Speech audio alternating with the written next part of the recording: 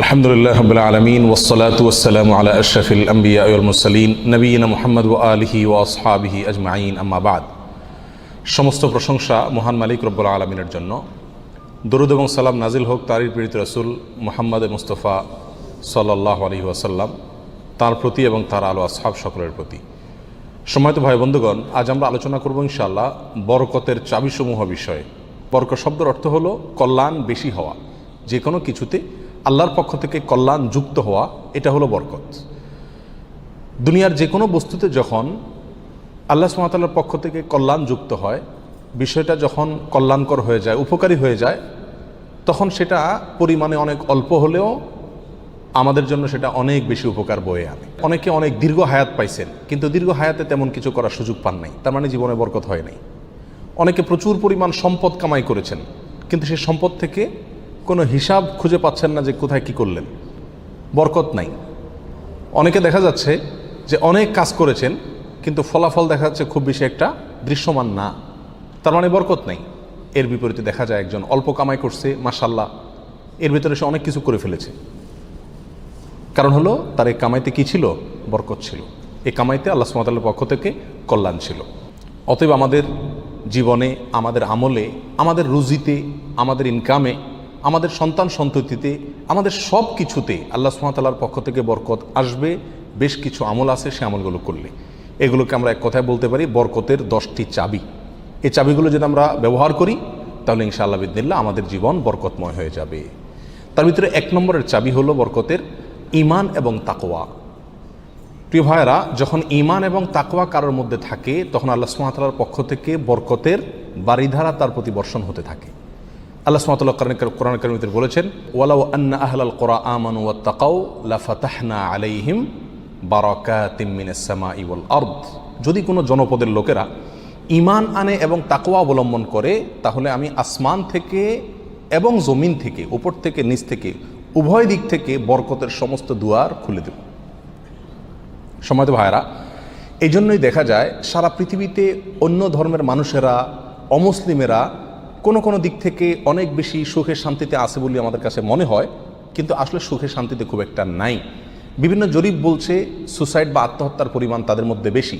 আত্মহত্যা মানুষ তখনই করে যখন সুখের চাইতে দুঃখের পরিমাণ বেড়ে যায়, কিন্তু মুসলমানদের মধ্যে আত্মহত্যার পরিমাণ অনেক কম। মুসলমানরা বেশিরভাগই গরিব, অভাবী, তারপরেও তাদের মধ্যে আত্মহত্যার পরিমাণ কম। এটা একটা আলামত যে তাদের জীবনে কি আছে? বরকত আছে। কারণ ঈমান সামান্য হলেও আছে। আর যার জীবনে ঈমান নাই, তাকে দেখবেন যে অনেক আট্টালিকাতে সে আছে, সুখে শান্তির অনেক উপকরণ তার কাছে আছে, কিন্তু আসলে সুখ শান্তিতে খুব একটা সে নাই। কারণ তার জীবনে কি নাই? বরকত নাই।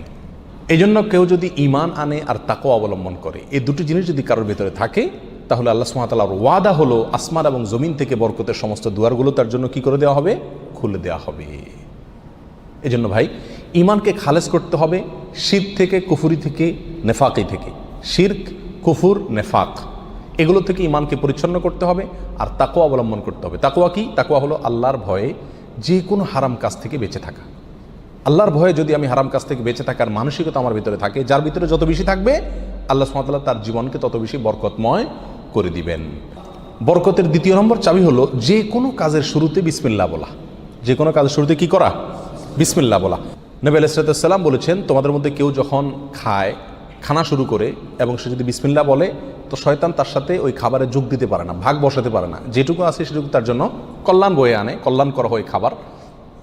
অনুরূপভাবে কেউ যদি বাসা বাড়িতে প্রবেশ করে, বিসমিল্লাহ বলে ঢুকে, তাহলে সেই ঢোকার সময় তার সাথে কি হতে পারে না? শয়তান যোগ দিতে পারে না। অনুরূপভাবে প্রত্যেকটা কাজে বান্দা যখন ভালো কাজে যখন বিসমিল্লাহ বলে শুরু করে, তখন শয়তান সে কাজে আর অংশগ্রহণ করতে পারে না। আর শয়তান যখন ইন্টারফেয়ার করতে পারে না, তাহলে আল্লাহ সুবহানাহু ওয়া তাআলার পক্ষ থেকে সেখানে বরকত আসা খুবই সহজ হয়ে যায়। এটাই স্বাভাবিক। অতএব বিসমিল্লাহর পরিমাণ বেশি বলা। 3 নম্বর বরকতের চাবি হলো ভাই কোরআনে কারিমের সাথে সম্পৃক্ততা বাড়ানো। যে যত বেশি কোরআনের সাথে সম্পর্ক গড়বে, তার জীবনে তত বেশি বরকত নেমে আসবে। যে ঘরে কোরআন তেলাওয়াত হবে, কোরআনের চর্চা হবে, কোরআনের শেখা হবে, কোরআন বুঝাবুঝি হবে, কোরআনের উপর আমল করার প্রবণতা থাকবে, অভ্যাস থাকবে, সেই ঘরে আল্লাহ সুবহানাহু ওয়া তাআলার বরকত তত বেশি আসবে। আল্লাহ সুবহানাহু ওয়া তাআলা কোরআন কারীমের ভিতরে বলেছেন, ওয়াহাদা কিতাবুন আনজালনাহু মুবারাক। কোরআনে কারীমকে আল্লাহ সুবহানাহু ওয়া তাআলা কোরআনের বহু জায়গায় বলেছেন যে এটা কিতাবে মুবারাক, এই কোরআনটা হলো কি বরকতময়, অতএব এর সাথে যে যত বেশি সম্পৃক্ত হবে তত বেশি তার জীবন কি হবে, বরকতময় হয়ে যাবে।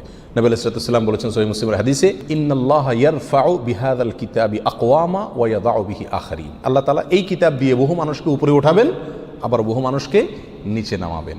অর্থাৎ এই কিতাব কোরআন এটাকে যারা ফলো করবে আল্লাহ তাআলা তাদেরকে মর্যাদা বাড়াবেন, আর যারা ফলো করবে না তাদের মর্যাদা কমাবেন। বাহ্যিকভাবে মনে হবে সুখের সাগরে ভাসছে, আসলে দুঃখের কোনো অন্ত তাদের জীবনে থাকবে না।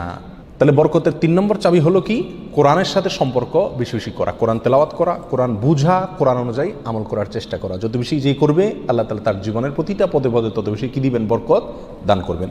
বরকতের 4 নম্বর যে চাবি আছে সেটা হলো ভাই সাদাকা করা, দান করা। কি করা? দান করা, সাদাকা করা। সাদাকা এবং দান করলে বহু হাদিস থেকে বোঝা যায়, জানা যায় যে বিপদ আপদ দূর হয়ে যায়। আমাদের যে কোনো কাজ থেকে, যে কোনো অর্থকড়ি থেকে, যে কোনো উপার্জন থেকে আমাদের কল্যাণটা আসে না, এর একটা বড় কারণ হলো বিপদ এসে যায়। আমি একটা দোকানদারি শুরু করলাম, একটা বিপদ এসে গেল, তাহলে আমার সেখান থেকে কল্যাণটা আর আসলো না। তো বরকত যদি আপনি চান প্রত্যেকটা বস্তুতে, প্রত্যেকটা জিনিসে কল্যাণ আসুক, উপকার হোক জিনিসটা আপনার জন্য, ছোট চাকরি, অল্প আয়, ছোট ব্যবসা, এর ভিতরেই আল্লাহ তাআলা কল্যাণ দিয়ে দেখ। আপনি যদি চান তাহলে আপনাকে কী করতে হবে, সাদাকার অভ্যাস করতে হবে। দান করলে মুসিবত এবং বিপদ দূর হয়। তো আপনার ওই অল্প আয় থেকে যখন বিপদ দূর হয়ে যাবে বা বিপদমুক্ত থাকবে, তখন ইনশাআল্লাহ বিদিনিল্লাহ সেটা আপনার জন্য কী হয়ে যাবে, কল্যাণকর এবং বরকতময় হয়ে যাবে, ওর ভিতরে আপনার জন্য বরকত থাকবে। অতএব সাদাকার অভ্যাস করা, সারা বছর অল্প স্বল্প হলেও, পরিমাণে খুব অল্প হোক। এক হাদিসে নবী আলাইহিস সালাম বলেছেন, খেজুরের অংশ দিয়েও যদি হয় তবুও তুমি সাদাকা করে জাহান্নামের আগুন থেকে বাঁচার চেষ্টা করো। বিপদ থেকে রক্ষার জন্য আমরা সাধ্য অনুযায়ী সাদকা করব, অনেক বেশি করা কোনো জরুরি না। প্রতিদিন সাদকা করা একটা জটিল বিষয়, অনেক সময় প্রতিদিন আমি অভাবী লোক পাইও না, তাহলে একটা বাক্স রাখতে পারি বাসায়, যে প্রতিদিন আমি সেখানে 1 টাকা রাখবো, 2 টাকা রাখবো, যতটুকু সাধ্যগুলো ততটুকু রাখবো, তাহলে নিয়মিত আমি দানের সওয়াবটা পেয়ে গেলাম। এই টাকাটা অভাবী লোকের, পরে কয়দিন পর পর খুলে আমি দিয়ে দিলাম মানুষকে, তাহলে প্রতিদিন সৎকার আমলটা হয়ে গেল। এবং সৎকার নিয়মিত করলে কি হয়, বরকত প্রত্যেকটা ক্ষেত্রে নেমে আসে। নাম্বার 5, বরকতের 5 নম্বর চাবি হলো ভাই, আত্মীয় স্বজনের সাথে সম্পর্ক ভালো রাখা। এটা বহুল পরীক্ষিত একটি আমল ভাই।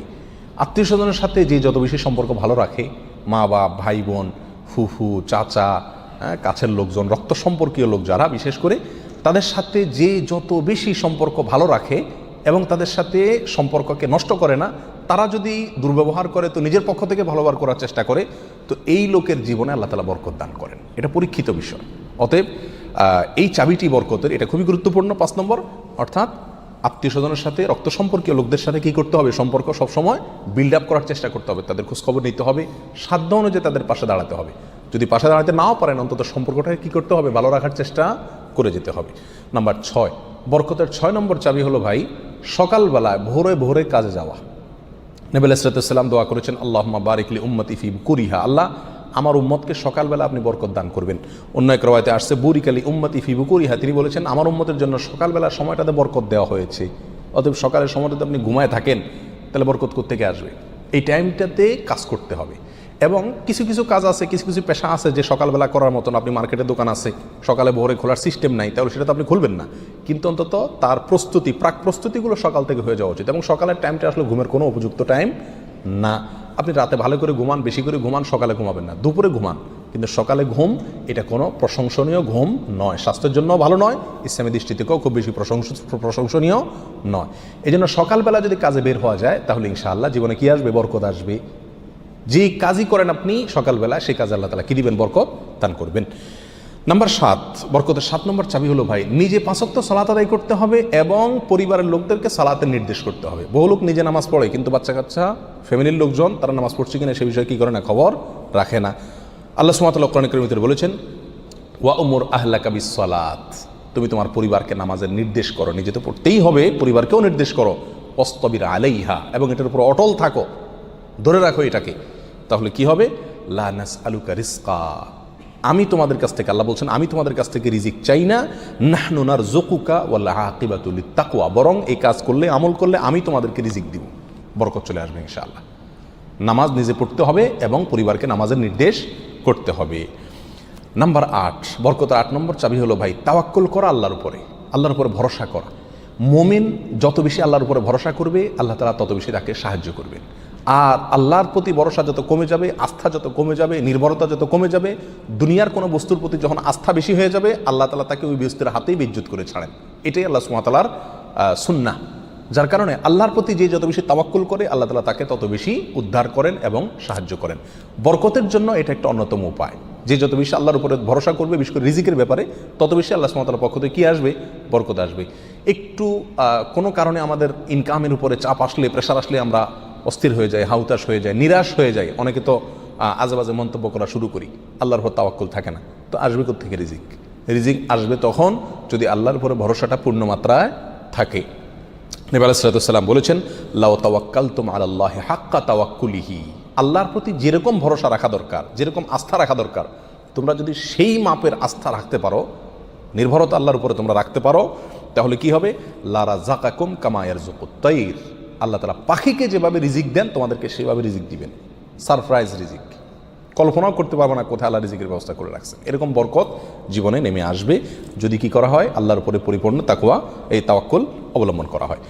বরকতের জন্য 9 নম্বর আমল হলো বেশি বেশি ইস্তেগফার করা। কি করা ভাই? ইস্তেগফার করা। ইস্তেগফার, উঠতে চলতে ফিরতে সব সময় ইস্তেগফার করা। আস্তাগফিরুল্লাহ ওয়া আতুবু ইলাইহি, আস্তাগফিরুল্লাহাল্লাযী লা ইলাহা ইল্লা হুয়াল হাইয়ুল কাইয়্যুম ওয়া আতুবু ইলাইহি। অথবা সাইয়্যিদুল ইস্তেগফার পড়া। কিচ্ছু না পারেন, শুধু আস্তাগফিরুল্লাহ পড়া, আস্তাগফিরুল্লাহ আস্তাগফিরুল্লাহ আস্তাগফিরুল্লাহ ওয়া আতুবু ইলাইহি, এতটুকু পড়া। এবং যখন পড়বেন অর্থ বুঝে পড়বেন। আল্লাহর কাছে ক্ষমা চাচ্ছেন আপনি, আর ক্ষমা চাইলে ক্ষমা চাওয়ার মোড থাকে আলাদা। একটা মানুষের কাছে যখন মাপ চান আপনি, তখন মাপ চাওয়ার মোড ভিন্ন থাকে না? আস্তাগফিরুল্লাহ যখন বলবো তখন নিজের অপরাধের কথা স্মরণ করে, অথবা আমি যে বহু অপরাধ করি সেই কথাটা মনে করে আল্লাহর কাছে ক্ষমা চাইব। যত বেশি ইস্তেগফার করব তত বেশি রিজিক আসবে। সূরা নূহের ভিতরে আল্লাহ সুবহানাহু ওয়া তাআলা আল্লাহ নবী নূহ আলাইহিস সালাম সম্পর্কে বলেছেন যে নূহ আলাইহিস সালাম বলেছেন তার জাতিকে, ফাকুলতুস্তাগফিরু রাব্বাকুম ইন্নাহু কানা গাফফারা।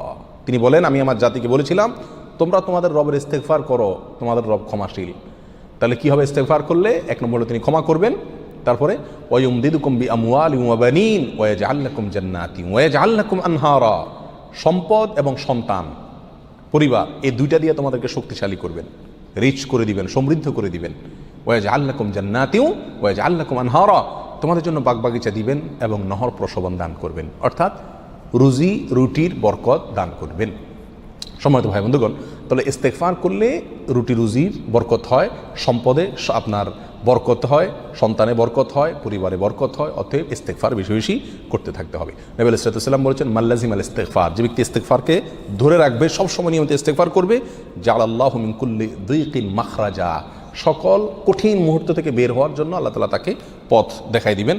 ও কুল্লি হাম্মিন ওমিন কুল্লি হাম্মিন ফারাজা, সকল পেরেশানি থেকে আল্লাহ তাআলা তার জন্য প্রশস্ততার পথ দেখাই দিবেন, যদি সে ইস্তেগফারকে ধরে রাখে। 1-2 বার পড়া না, নিয়মিত পড়তে থাকে, ধরে রাখে। অতএব বরকতের জন্য বেশি বেশি ইস্তেগফার করতে হবে।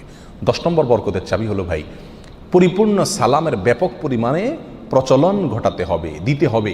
সালামের পরিপূর্ণ রূপ হলো আসসালামু আলাইকুম ওয়া রাহমাতুল্লাহি ওয়া বারাকাতুহু।